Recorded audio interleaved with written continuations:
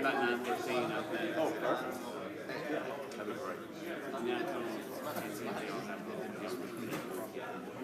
Get that to me, because I don't want to figure them out. Right. So I get it. Super. That'd be great.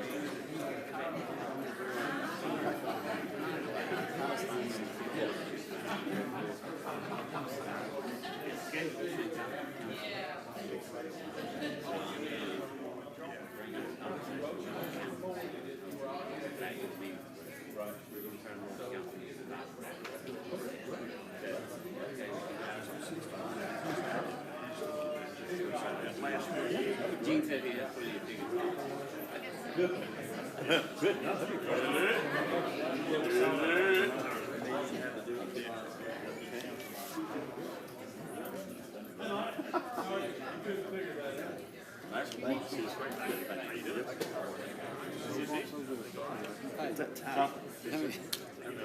So,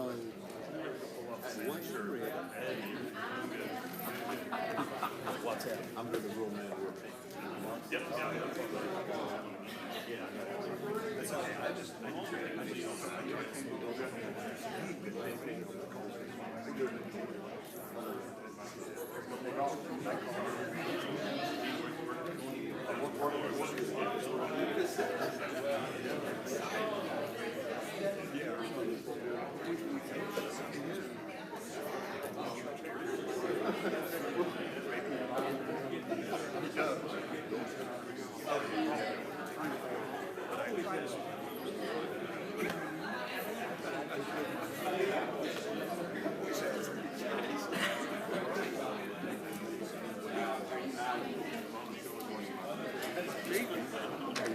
all right, you okay?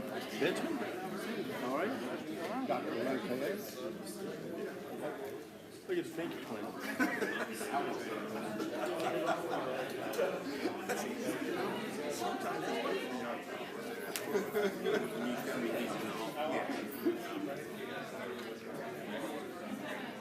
Russell.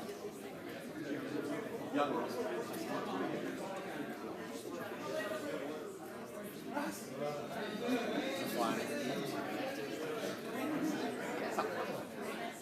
Rick's never mind. You let Rick go. Rick. Hey, Mike.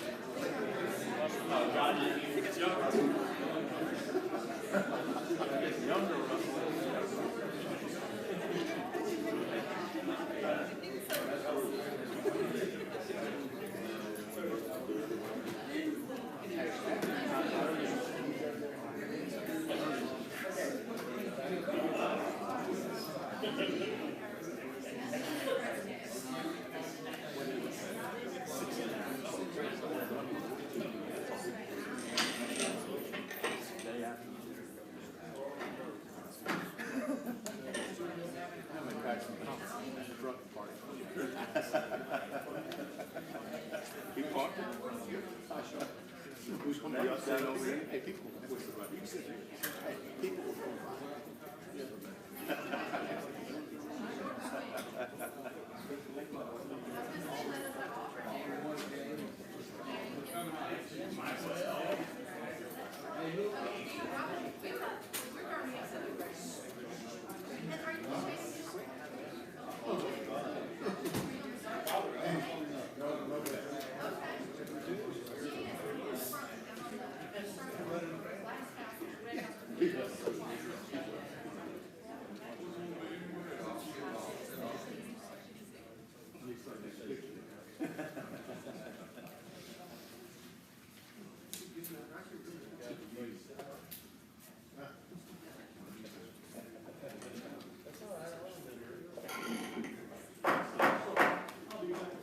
Call this October 2nd meeting to order. See a friend and former colleague out there. Joe, how you doing? Hey, it's good to see you. How about you? Madam Clerk, please call the roll. Mr. Green, Mr. Lyda, Dr. Middlebrooks. Here. Mr. Murphy. Here. Mr. Posey. Here. Mr. Shaw. Here. Mr. Smith. Here. If the clerk will please lead us in the invocation and Mr. Posey for pledge. Let us pray. Heavenly Father, thank you for this beautiful day, for our many blessings. Our hearts are saddened today on the senseless tragedy that claimed so many lives in Las Vegas. May your loving presence be felt by this grieving community through the presence and service of caring neighbors as it begins to heal. While we cannot comprehend these evil acts, we trust that you are with us always. Keep us strong in our faith, that we may be a light in the darkness. In Christ's name we pray. Amen. Salute and pledge.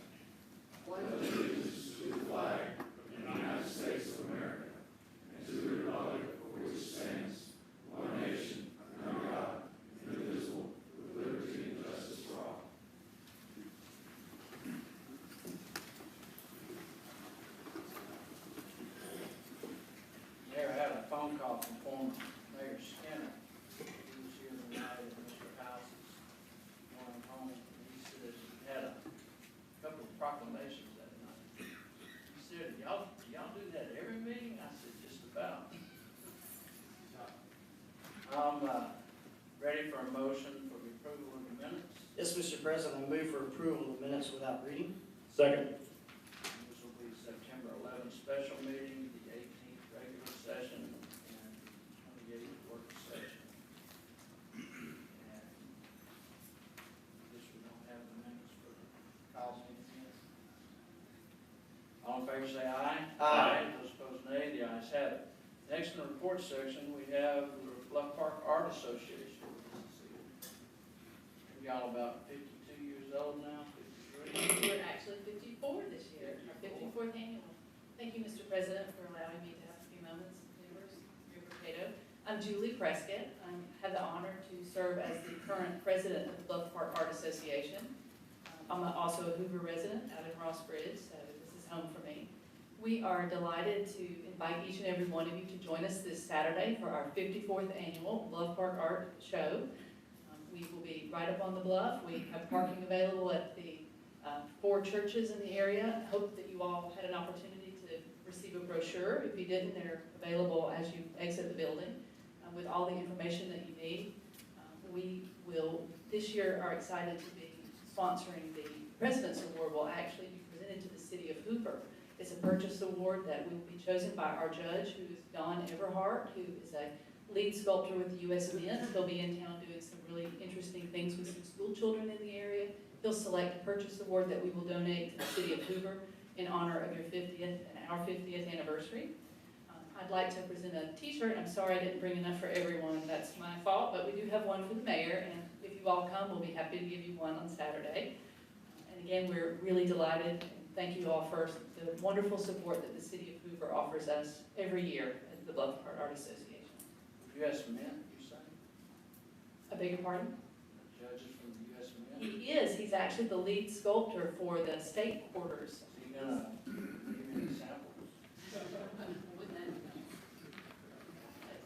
Get your picture made? Have a picture taker tonight? Lose all our picture takers?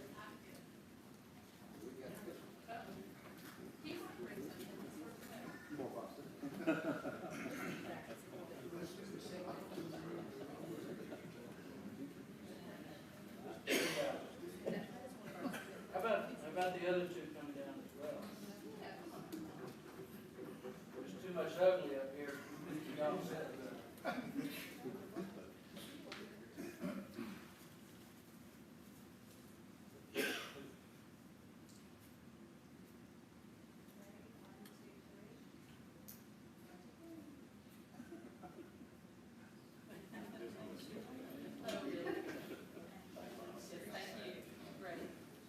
Mayor, do you have anything else in the report section? Item number 6, resolution 5672-17, Mr. Corley. This resolution amends the budget for fiscal year ending September 30, 2017, to provide for the amendment set forth on Exhibit A to the resolution. Mr. President, I move for the approval of resolution number 567217. Second. We have a motion and a second. Any questions from the council?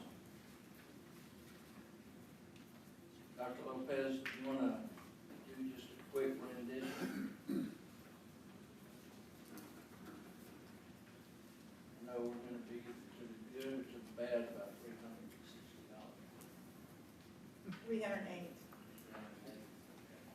Basically, we are reducing a few projects there on line 1. The main thing being that we're going to, instead of purchasing a fire rescue unit, we're going to purchase a pumper, which is shown on line 2. And then also a few other small items to balance some funds needed from risk or to replace a vehicle that was totaled, and then sprinkler system repair at the Public Safety Center. Any questions from the council? Any from the audience? Got a motion and a second? Hearing and seeing none other conversation, all approval, say aye. Aye. Those opposed, nay. The ayes have it. Number 7, resolution 5673-17, Mr. Corley.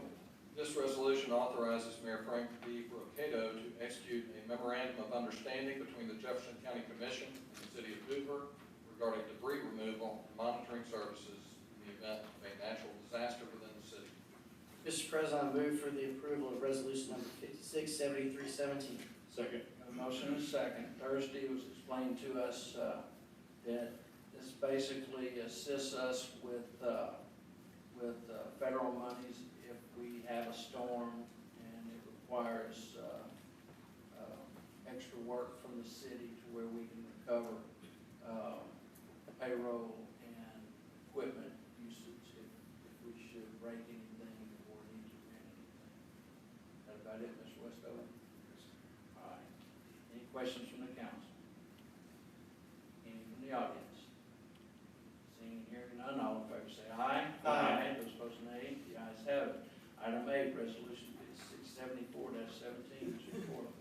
This resolution authorizes Mayor Frank B. Brocato to execute the First Amendment to the right-of-way and easement agreement between the City of Hoover and Plantation Pipeline Company related to the relocation of Plantation's pipeline on the Hoover Metropolitan Complex property. Mr. President, I move for the approval of resolution number 567417. Second. Motion second. Any comments or questions from the council? Any from the audience? Pretty simple project. Been talking about it for close to a year now. Hearing no questions or comments, all in favor say aye. Aye. Those opposed, nay. The ayes have it. Resolution 5675-17, Mr. Corley.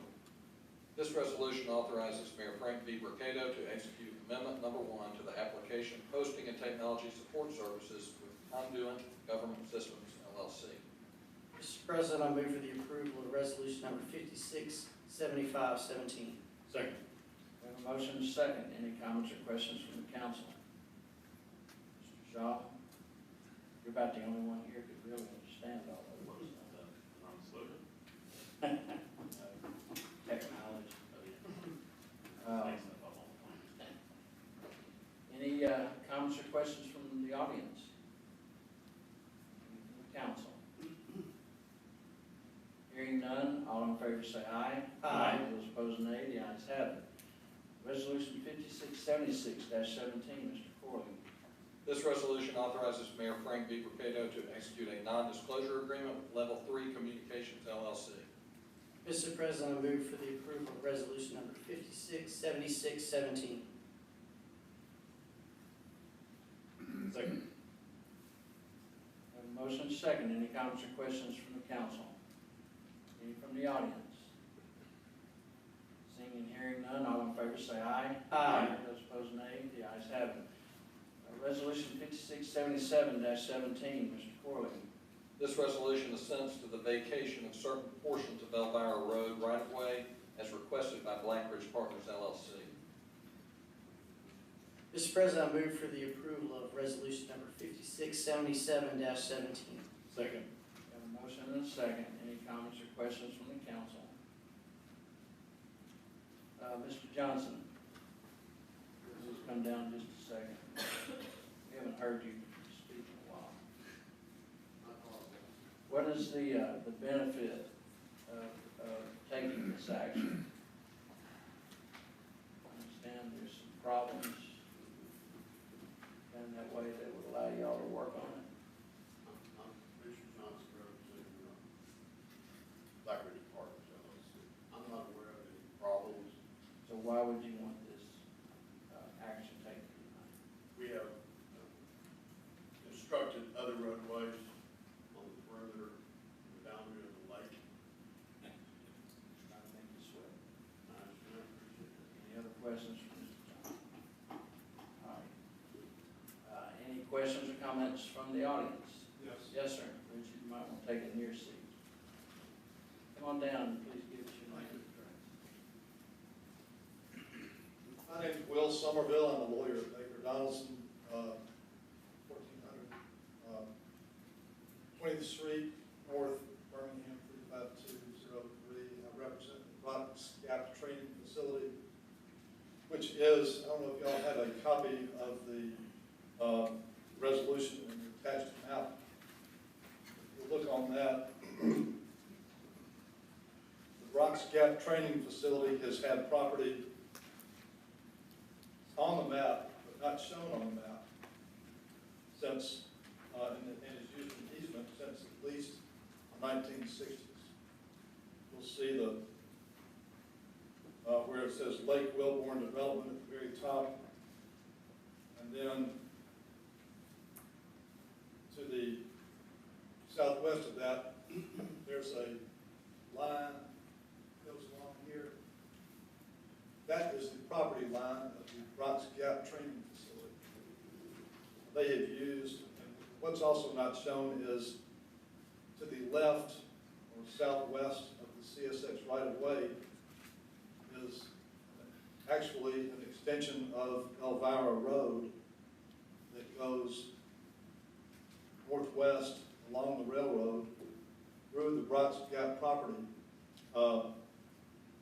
And that will be, as a practical matter, shut off from access by this vacation of this easement. We would also show that the, first of all, we did not receive proper notice. We were not one of the entities that was directed to receive notice by this resolution. And we think that this vacation will significantly impact our rights going forward, and we therefore object to it. Okay. For the sake of transparency, I am a member at Rocks Gap. I had inquired on Thursday if this would in any way affect your roadway to be able to get in off of South Shades Crest. It was my understanding that this is beyond that section of our road. It will not affect the ability to enter from South Shades Crest. However, several times a year, the training facility holds events, and we need the excess, the egress along this right-of-way that's not shown along the CSX railroad in order to safely and effectively allow people to leave. The entrance from South Shades Crest Road is a one-lane road that is really not capable of accommodating two-way traffic. And so, again, we have used this easement, I mean my client has used this easement for, 50 years. And we need to continue to use it.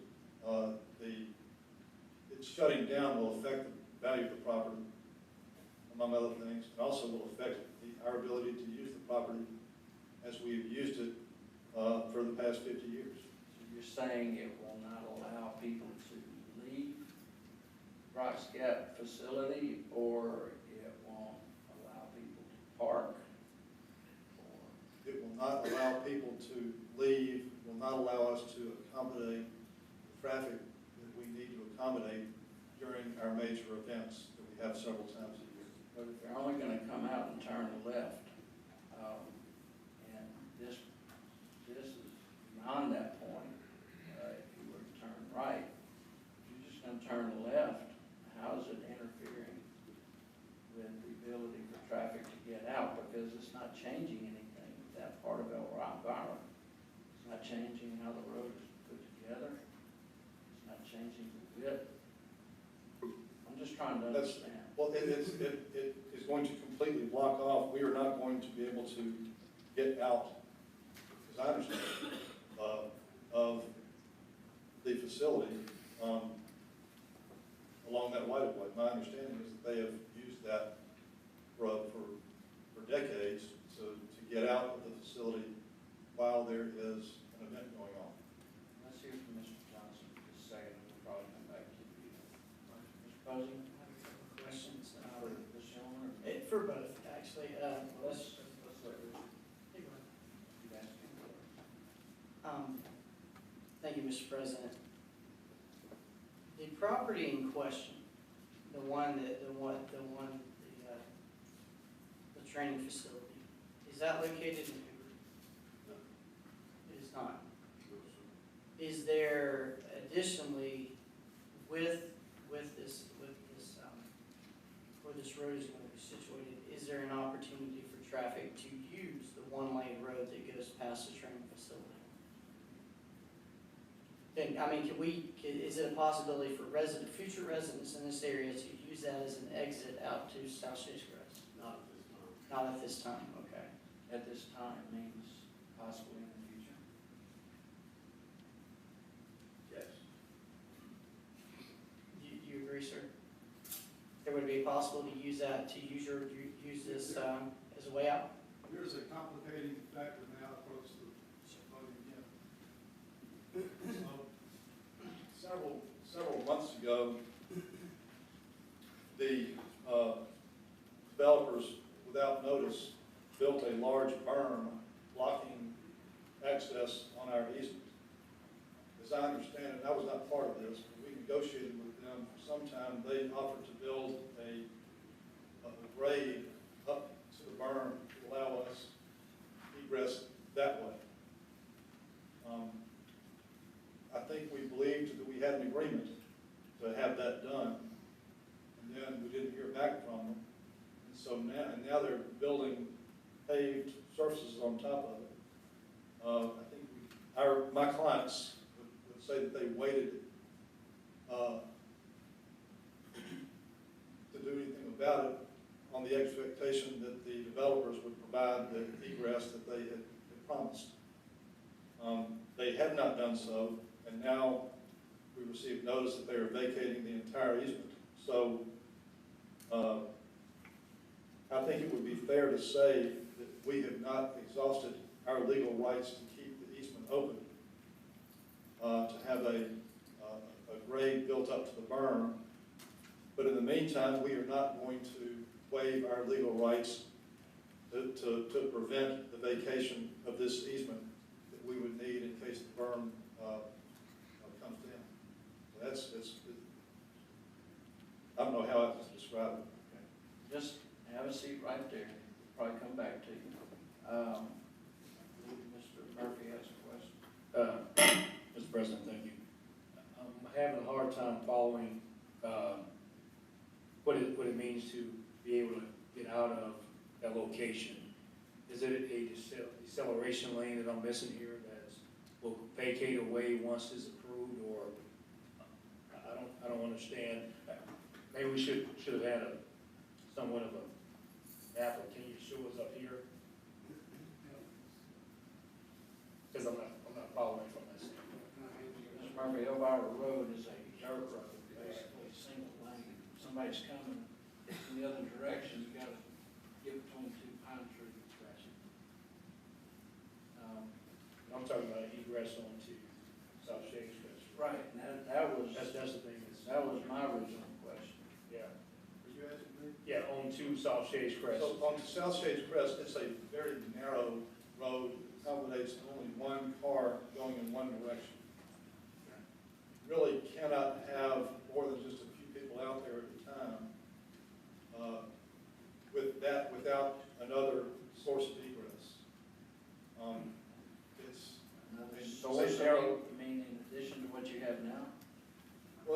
addition to what we've had for the past, no.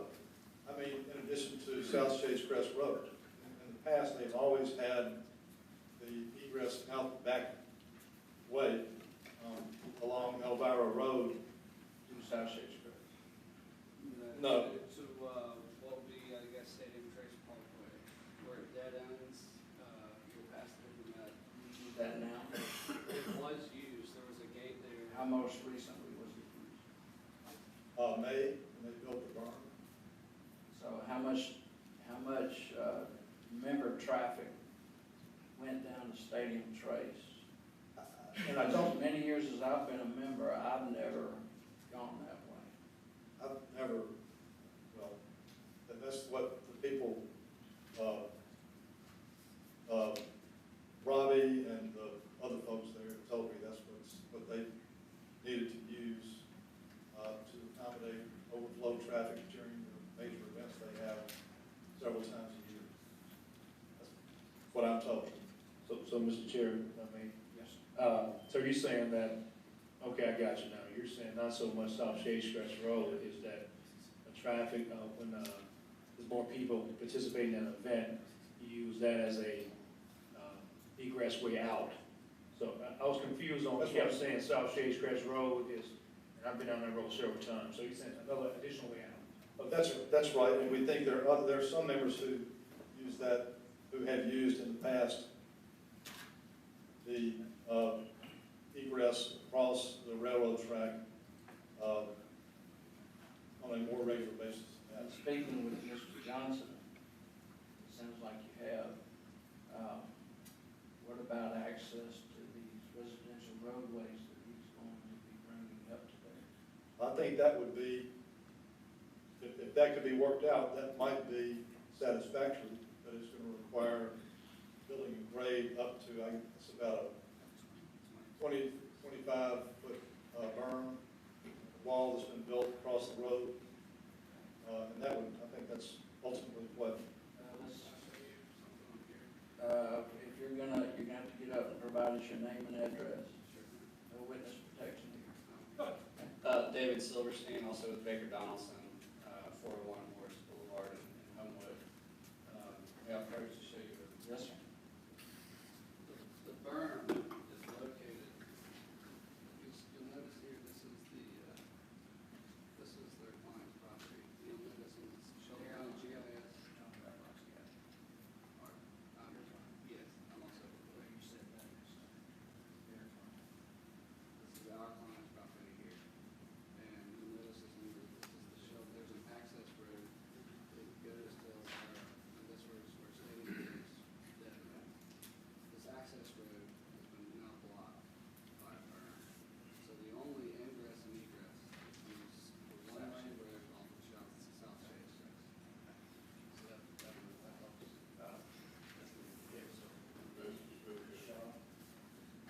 Mr. Smith, may I speak? Yes, sir. Mr. Johnson, again representing Black Ridge Partners LLC. A few facts on the case. Rock Scrap Training Facility does not have property contiguous to our road. Previously, the access they are describing was on CXX property which we acquired. Again, they do not own property contiguous to our road. Contiguous by easement. There is no easement of record, So if there's not an easement, but moreover, we're not asking for the vacation of an easement, we're asking for the vacation of a right of way. We did enter negotiations with the gun club, at that time represented by Denise Kilgrove, their office, Kilgrove. And the city was loosely a party to that, we did not come to terms. It was after that, and with, at minimum, 30-day notice to the principals of the gun club, or their representatives that were sent to talk with us, who was Robbie Owens and the committee persons.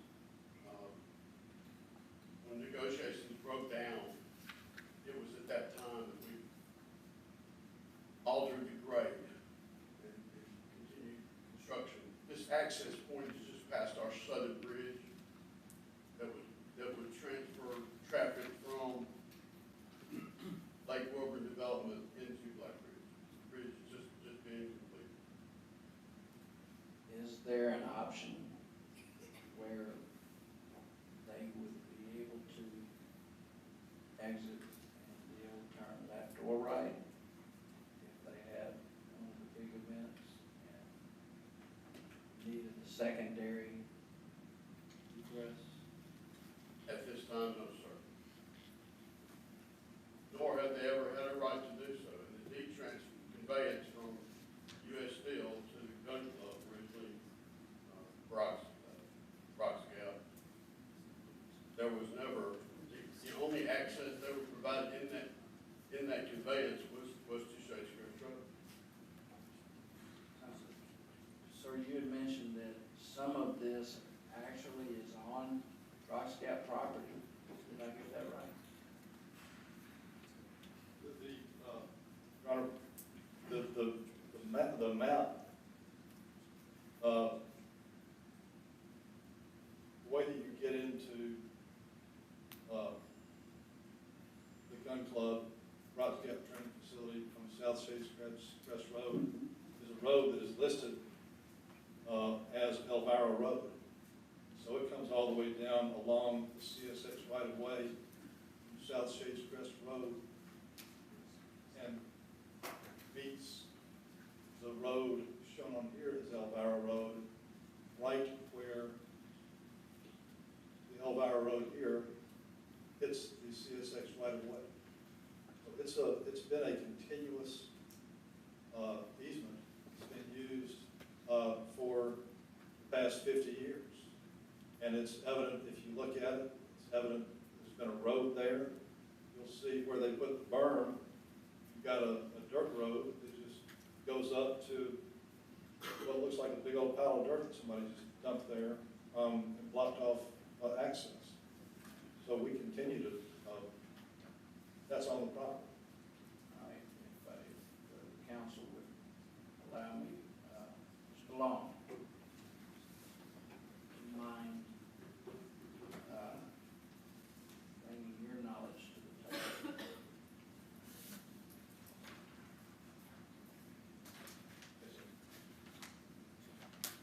What you think? Well, the best I can do, the gun club does have adequate driveway access, private driveway, possibly a portion of it, if not all of it's on CSX right-of-way, up to South Shades West Road. That's the functional access for the gun club. There is a trail that may or may not have been used occasionally that would go in the other direction, away from Shades Crest, South Shades Crest, along the railroad right-of-way.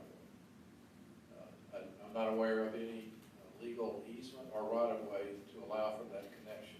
Somebody drove through the woods, basically. So is this non-existing easement that we're being asked to vote on tonight? No, so this is describing the access, and they're raising an issue about the Trail that you call it? trail, yes, sir. This What trail. we're talking about is the Elvira that comes up from County Road 52, and then enters into this Black Ridge property where the lake is now. They want to vacate that old right-of-way. It's almost two separate issues, but we're trying to bring it into one big issue right here. All right. The berm that currently exists, it's on Black Ridge property. There was a cut in Surely? There was a cut in a mountain, basically, where there was an access parallel to the railroad. When the bridge that's constructed presently, ready to open traffic here in about a month, I guess, to build that bridge, that area was filled for that approach. It's very difficult to get up to that new elevation where the bridge is. It would be a very difficult connection, even if it can physically be done.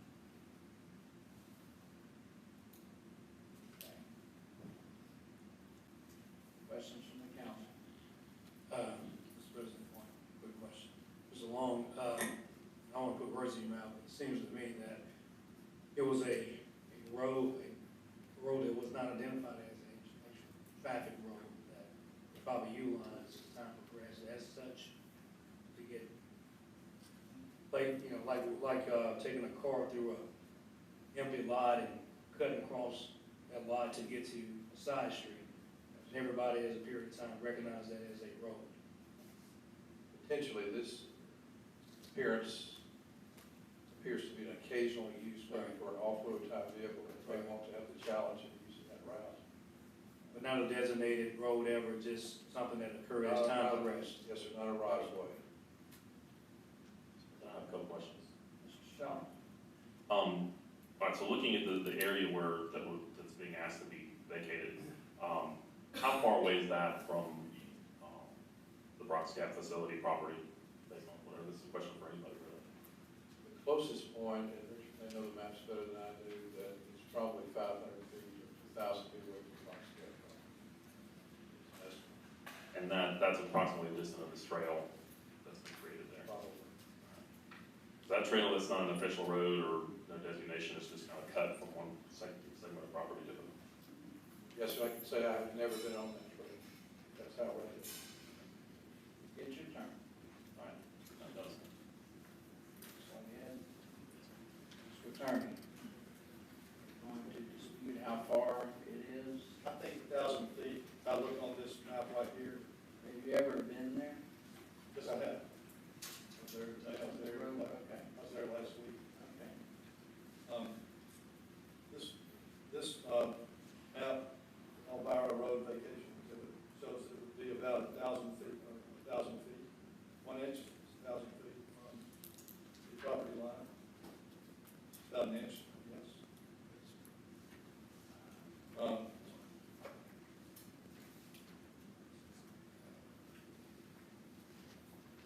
We would have people,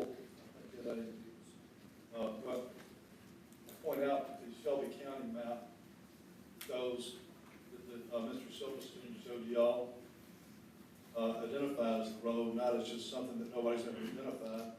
It actually identifies it as an access road. And again, we used it as one on a regular basis for the past, I think the evidence would show 50 years plus. I think if we had had proper notice of this hearing tonight, we would have been able to have folks here to talk about that. I would point out also, and this is not, I don't have a picture of it or anything, there's a gate that our people put in right, basically at the intersection down here of the Elvira Road shown on here and the CSX right-of-way. There was a gate that our people put in there at the end of the access road. That they, excuse me. Couple of questions. Well, Mr. Posey has something. I have two questions. The first is this road, who owns and maintains and manages this road, number one? And then number two, Mr. Johnson, to the actual question, you're asking for vacation right away for the Elvira Road from track to track. It has nothing to do with this segment of the road. So the first question was who owns, maintains, and manages this road that you're discussing? My understanding is that, and I'd ask Mr. Silverstein to correct me if I'm wrong, but my understanding is that until 3 years ago, the county maintained that access road. And our vice president called the county and said it's kind of, the road's kind of rutted, we will maintain it going forward. And then we put the gate in and thereby made it sort of exclusively our access, even though the gate was not technically on our property. Is any of this in writing? I don't know that it is. I don't know that it's not, but my understanding is that we did use that easement for the prescriptive period. And I would point out on the, Did you put a gate on somebody else's property? I think that's what happened, yes. It's on the, we put it on the CSX property. So are you claiming now that because you've been using it all these years, that it's a true road and it shouldn't be disturbed?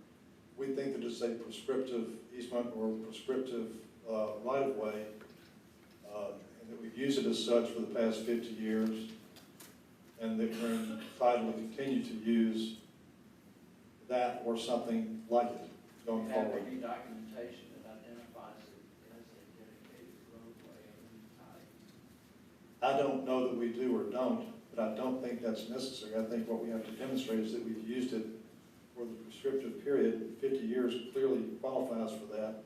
We've used it for that period of time. And I would point out that on the resolution passed,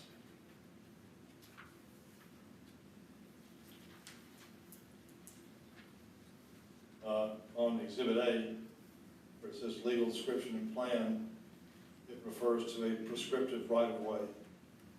And my understanding of prescriptive right-of-way is that it's one that has been acquired through adverse use over a period of time, such as our prescriptive right-of-way. Mr. Corley, what would be your legal interpretation? Does the fact that they've used this for 50 years give them right to it? Well, I can't speak to that. That would be for a court to decide, but if we reviewed the vacation, I believe it complies with the statute. So help me to understand again, because y'all used it for 50 years, you should get to use it for the next 50 years, even though you don't own it. Fine, I think that's which I'm a member. well, yes, I think essentially that's correct. We have used it over a period of 50 years. We've needed to use it over a period of 50 years. And that's the law, that if you So use if I it, had an apple you need it. tree and my neighbor picked apples off of it every year for 10 years, does that make that their apple tree? No, it doesn't. But if you have an apple tree and you need to get access to it, and the only way to get access to it is across your neighbor's property, and every year to get the apples, pick them, to fertilize the tree, What care you're for it. talking about is a flag lot, and a flag lot only requires access. It does not say where access has to come from. You already have access. Mr. Shaw. I have one more quick question. This development out here is kind of a big deal. And there's been a lot of meetings, a lot of votes, a lot of feedback. I know a lot of us have spent many hours on the phone regarding all these things. Why now? Why is this now coming up now at the end of two years when there's been plenty of maps, plenty of things out there illustrating this? Why at the very end of this what has changed between all these meetings and now? Well, first of all, we didn't know it was going to be an issue until they put the berm up over our access road. So you didn't know it was going to be an issue, even with all these maps out there and all this very public commentary and public meetings, I think countless that's- public meetings. I think that's correct. And then second of all, they talked to us for several months, as I understand it, before I was involved in it, about providing access in the form of a graded access up to the level of the berm, which then they decided not to continue to negotiate for some reason. Don't know why. Why? Because they own the property. Well, I think they recognized to some extent that we had a right to access the property through that back way, through the access road that's shown on the Shelby County property maps. Any other questions from the council? Yes, Mr. Johnson, please. I'm just getting back to the question I asked you. Your question here that we are considering is a vacation of right-of-way for a Elvira Road between two tracks. It has nothing to do with this road that we're discussing today. That's correct. The access point. Do not agree that they ever had a legal right to access Elvira Road, nor can we find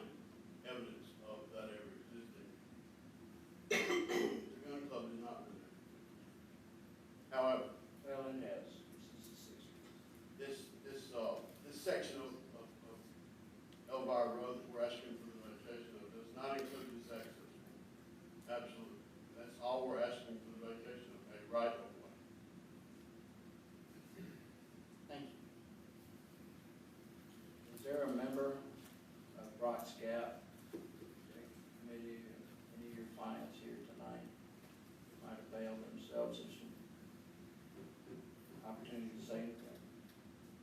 No, but as their lawyer, I understand. we've been I just authorized. want to make sure that if they were here, that they had an opportunity to speak.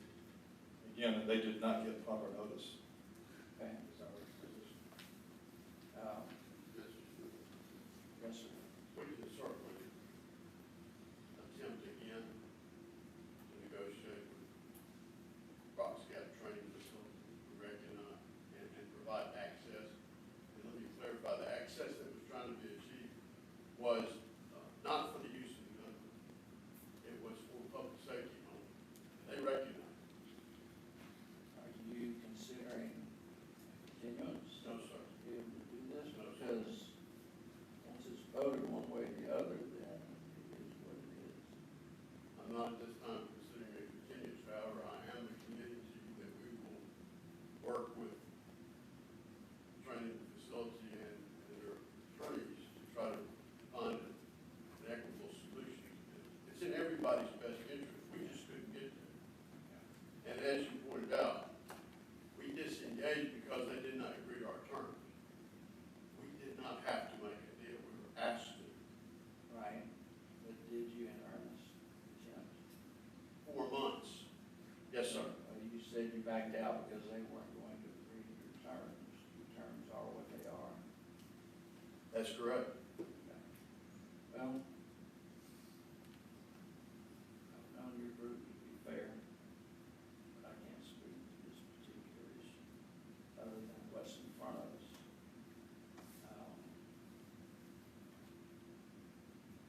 Any other comments from the audience? Anybody else like to speak?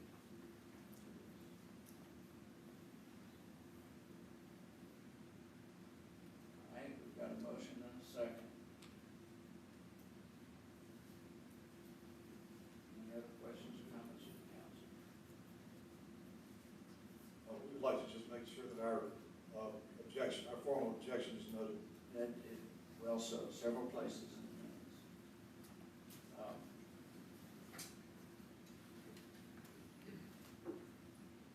Mr. Posey, would you like a simple vote or a roll call vote? I think a simple vote would be fine, Mr. President. All right. All in favor say aye. Aye. Those opposed nay, the ayes have it.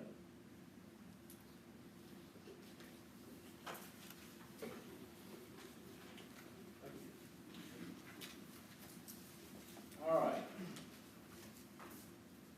Item 12, is motion to approve ABC application for 140 special events retail for Gargle Festival Food Service Inc. Doing business as Moss Rock Festival for their annual festival to be held on November 4th through the 5th. Mr. Shaw. Yes, Mr. President, I move to approve the ABC application for 140 special events retail. For the overall festival. Got a motion and a second. Any comments or questions from the council? Hearing none, all in favor say aye. Aye. Those opposed nay, the ayes have it. Item 13 is the first reading of ordinance 17-2352. Mr. Foreman. This ordinance rearranges, alters, and extends the city's corporate limits to include certain properties along Melton Road and Silver Spur Lane. Those properties are 1512 Melton Road, 1516 Melton Road, 1518 Melton Road, 1536 Melton Road, 1542 Melton Road, 2173 Silver Spur Lane, 2151 Silver Spur Lane, and 2155 Silver Spur Lane.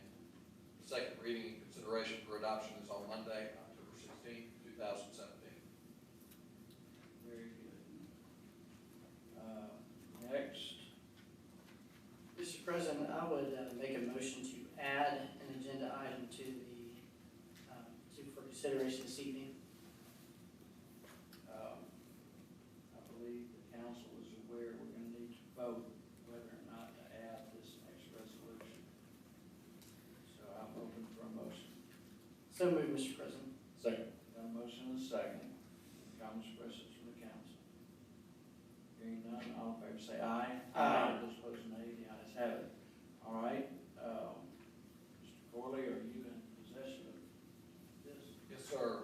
Resolution number 5678-17 authorizes the city administrator to negotiate and settle any third-party claim brought against the city with the written approval of the city council president and finance committee chairman in an amount not to exceed the statutory limit of municipal liability as set forth in section 11-93-2 of the Code of Alabama. The city administrator is authorized to execute any documents necessary to enumerate any such settlement on behalf of the city. Mr. President, I move for the adoption of resolution number 5678-17. Second. Got a motion, second. I've got a quick procedural type question. And it just came to me. Why would it not say the mayor or his designee rather than the city administrator? It's just, historically, it's just the choice of the council. Historically, it's not that way. Historically. Let us second to the government. In this case, it would be the council's designee. Okay. All right. Any questions from the council?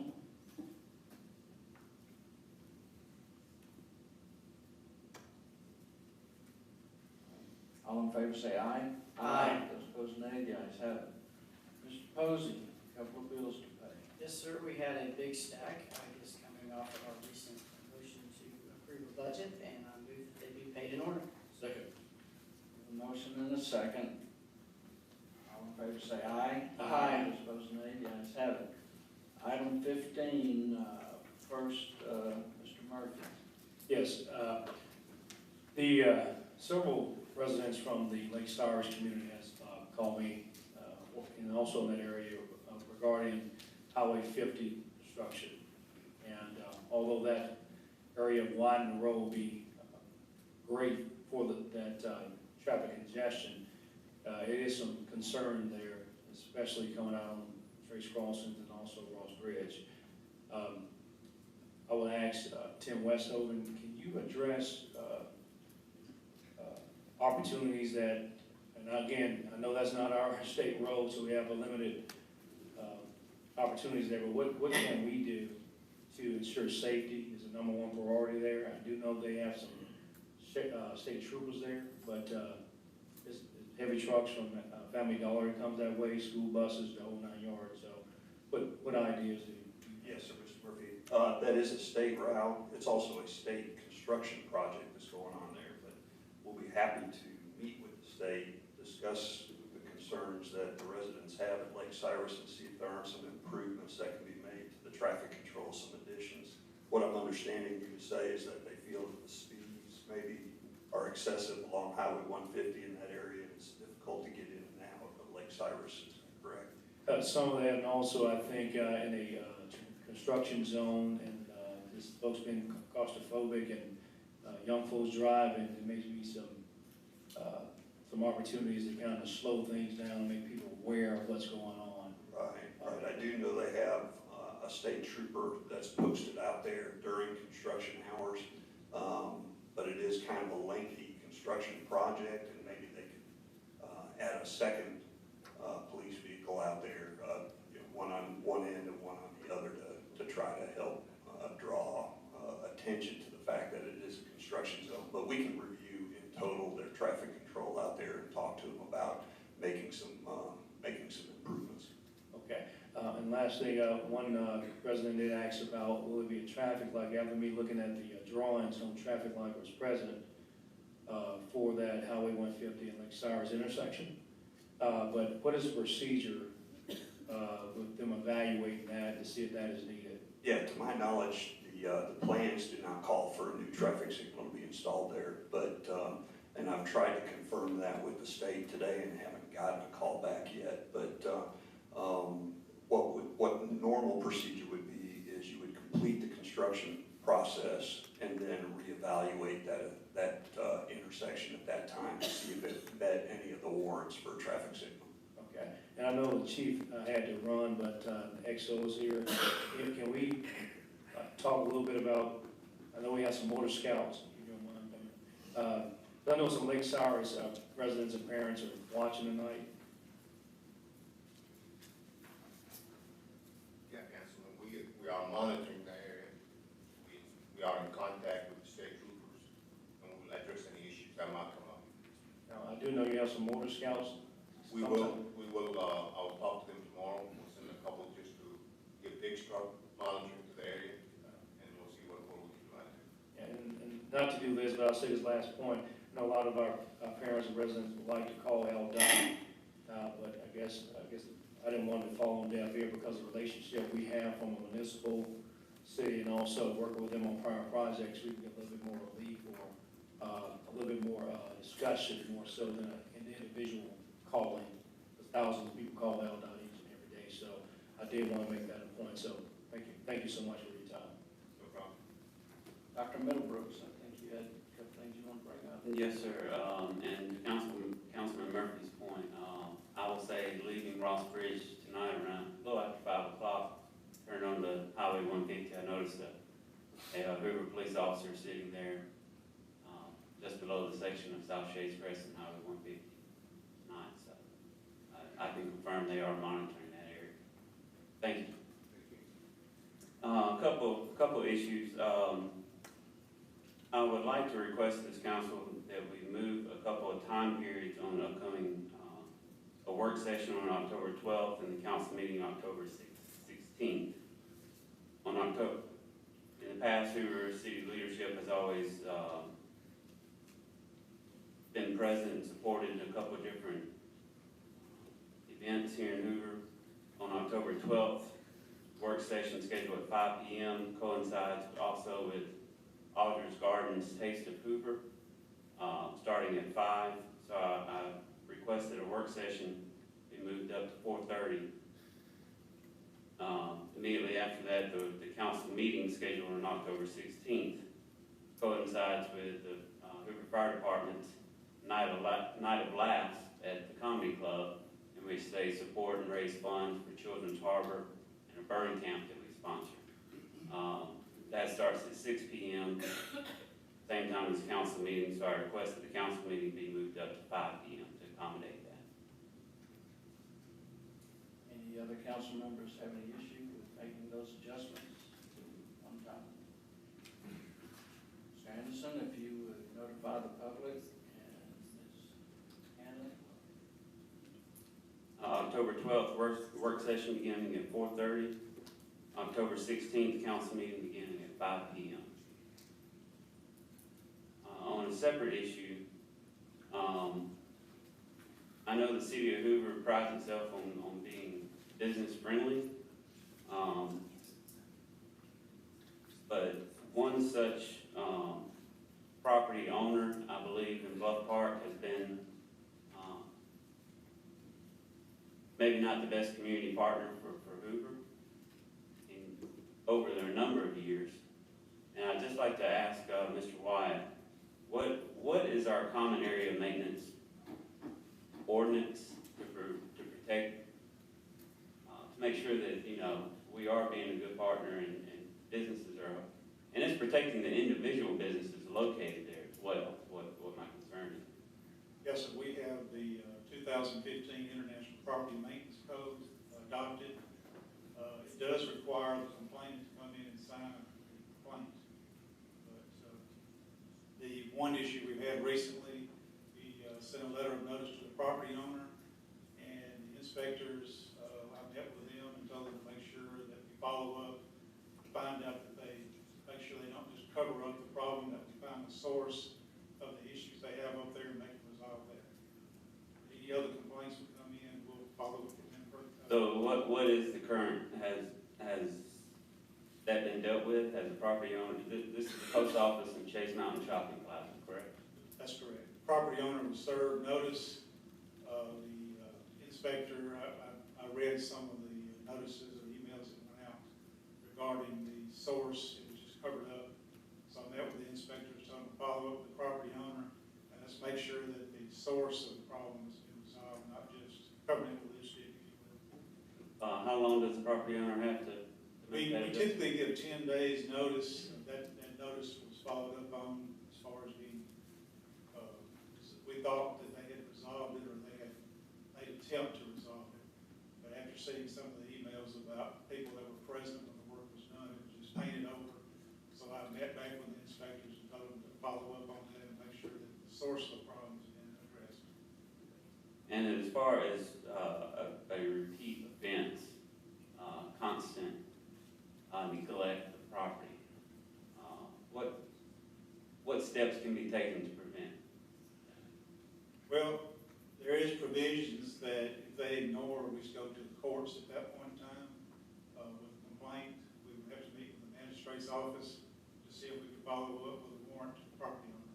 And just to be clear, a complaint from a citizen has to be issued in writing to the city. That is required per the ordinance, is that a complaint has to be signed by the complainant. Thank you. Any other comments or questions? Mr. Corley, changing these meeting dates and times, does that require a vote, or can I do that as president? It would require a vote, and there are some items on the agenda that have been noticed that may require postponement or renoticing those public hearings. How much would that cost?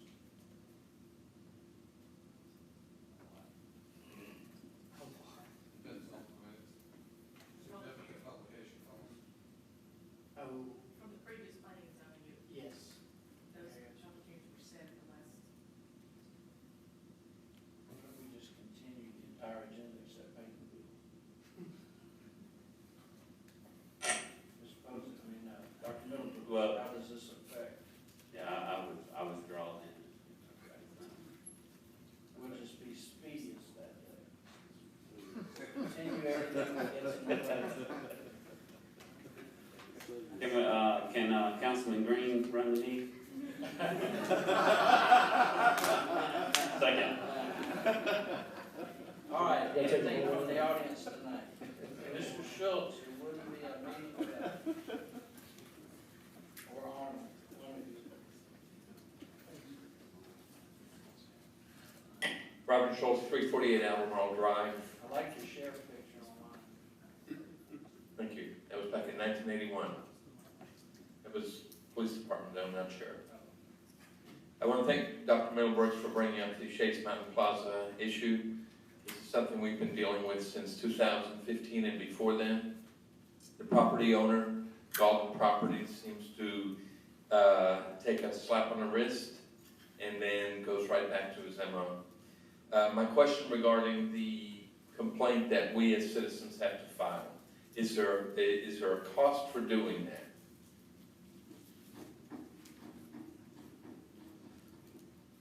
There is no cost. We have a standard form. This complainant comes in, signs it, and follow up after that. I think we'll be visiting the Galton property again at some point. And hopefully at some point this will be resolved. But I appreciate the city looking at this. I appreciate following up on it. I definitely appreciate, I was there today, looked at it. It looks great. But anything painted over can look great. So the cause is most likely still there. Hopefully we can find some resolution, but I think we'll be talking about this again in the very near future. Thank you. President, I have one quick question. Yes, sir. The violations, if they do go to court, that's our municipal court, right? That's correct. That's it. Anything else from the audience? Anything else from the council? I'll take a motion to adjourn. So moved. Second. A motion second, everybody approves and vote to leave.